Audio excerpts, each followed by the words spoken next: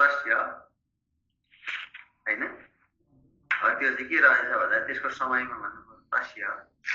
यस्य स्थितो वयसी तस्य समय प्रतिष्ठा भन्छ हैन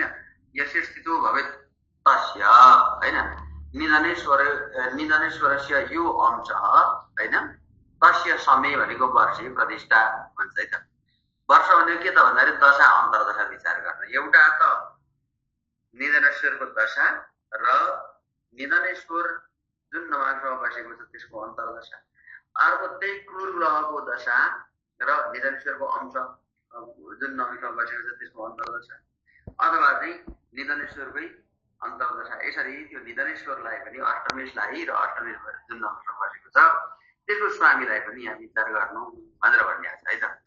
निधनेश्वरो अष्टक स्थानाधिपति यस्य ग्रहस्य नवांशे भवति हैन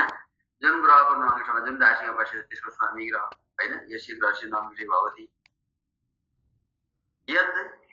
वयस्तस्मिन् वयसि विवाह परतस्तस्य वैधव्यं वक्तव्यं भन्छ हैन जुन उसको उमेर जुन समयमा आउँछ दशान्तरदशाको विधानले दशान्तरदशाको विधान पनि यहाँ माथि भनिएको छ त्यो पनि हामी पढ्छौँ हैन दशान्तरदशाको विधानले जुन समयमा उसको चाहिँ समय आइदिन्छ दशाका लागि अन्तर्दशाका लागि प्रभावित समय आइदिन्छ त्यही समयमा उसको निदान हुन्छ एउटाको दशा अर्काको अन्तर्दशा चलेको बेलामा निदान हुन्छ भनेर भन्नुपर्छ है अब त्यो एउटैले मात्रै निधन गराउने अवस्था हुँदैन त्यसमा लाग्दाखेरि के हुन्छ एउटाको महादशा अर्काको अन्तर्दशा चल्यो हैन दशा अन्तर्दशा चलेको बेलामा त्यहाँ चाहिँ वैधव्यता दोष लाग्छ